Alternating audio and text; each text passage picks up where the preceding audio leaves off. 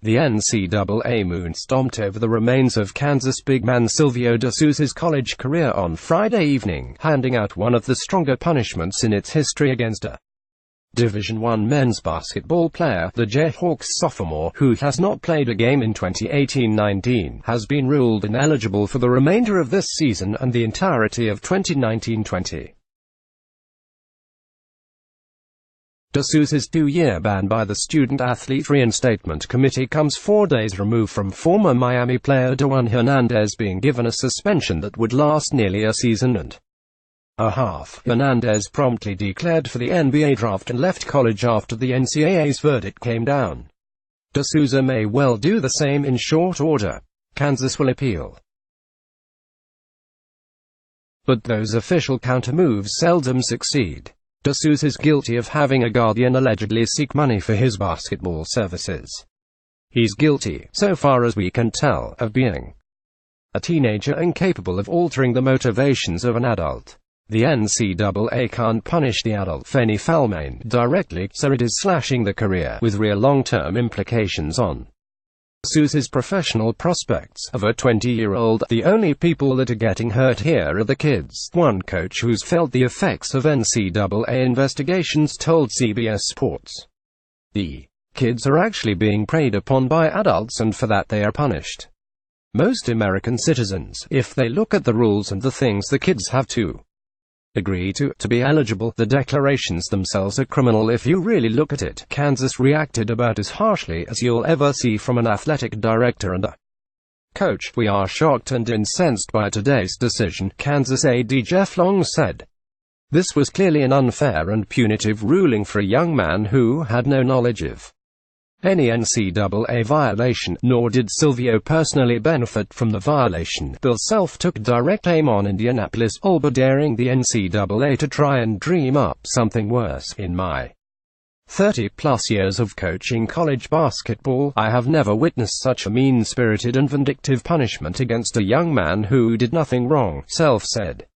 "To take away his opportunity to play college basketball is shameful and a failure of the NCAA. In my 30-plus years of coaching college basketball, I have never witnessed such a mean-spirited and vindictive punishment against a young man who did nothing wrong." Kansas coach Bill Self. "There's still more coming for Kansas." De Sousa played 20 games last season, including at the Final Four. After what the NCAA did to Louisville and its official vaporizing of the 2012-13 national championship, is there any reason to believe KU won't be forced to vacate its records for 2017-18? That's what made Self's statement and its severity so surprising. But maybe he doesn't give a damn about the official records, or the banner, or 14 straight official Big 12 titles, because on some level Self has to feel responsible for how all of this has gone down. It's his program, his player, and now a punishment so savage that it borders on malicious. De Sousa is the one being hurt and affected most, but it's a stain on Self all the same.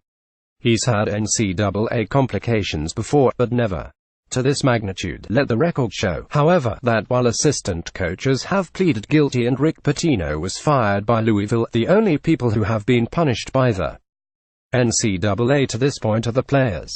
De Sousa, Hernandez and Brian Bowen all received extensive suspensions. Head coaches have yet to be held accountable. Many in the business maintain the NCAA will turn a blind eye, because, in an effort to clean up its schools and would-be yardbirds, the NCAA has twisted itself into a constrictor-knot stance.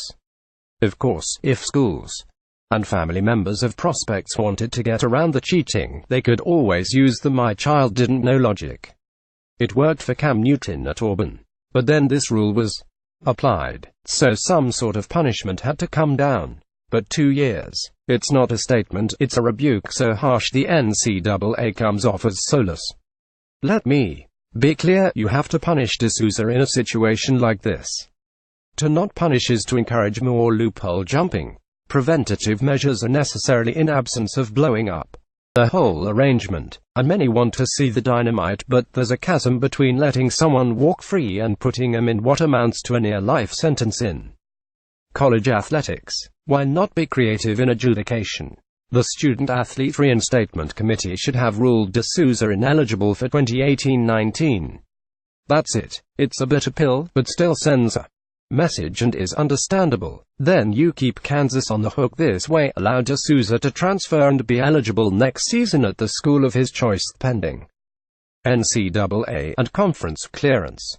That way you're abiding by a strong rule but not entirely railroading a player who very well may have been entirely innocent. University of Kansas men's basketball student-athlete Silvio De Sousa must sit out the remainder of the 2018-19 season and the 2019-20 season because his guardian received payment from a university booster and agent and agreed to receive additional funds from the same person. Those are the exact words from the NCAA, which no doubt also used information provided in federal court via a sworn testimony that brought this matter to light. De Sousa was not preemptively sat by a coup until October 24, the same day Christian Dawkins, James Gatto and Merle Code were all found guilty of wire fraud. According to the facts provided for purposes of the reinstatement request, De Sousa's guardian received payment of $2,500 from an agent and booster of the school. The NCAA claims he agreed to accept additional payment of $20,000 from the same individual and an Adidas employee for securing De Sousa's enrollment at Kansas. The unnamed person referenced above is T.J. Gasnola, who agreed to a deal with the government in exchange for testimony against Adidas representatives in October's highly publicized trial. What makes this whole thing potentially even more piteous, Falmaine told the Kansas City Star that he gave the $2,500 in question he received from Gasnola went to a church and claims receipts can prove him right. The De Sousa ruling also reminds us of how much is still left untouched, if not fully investigated at this point, with all that was revealed in New York City federal court in October. A transcript of a tapped phone call between Kansas assistant Curtis Townsend and Code, read aloud in court in October, details that Zion Williamson's family was potentially seeking benefits in exchange for the possibility of the superstar prospect to play a coup. Townsend, who has been active the entire season as a co-assistant, responds to Code, "I've got to just try to work and figure out a way, because if that's what it takes to get him here for 10 months, we're going to have to do it some way." A source previously told CBS Sports that Duke vetted Williamson's situation extensively, well before that information came out at trial. But the De Sousa punishment only stokes the awkward public curiosity about the particulars surrounding Williamson's recruitment.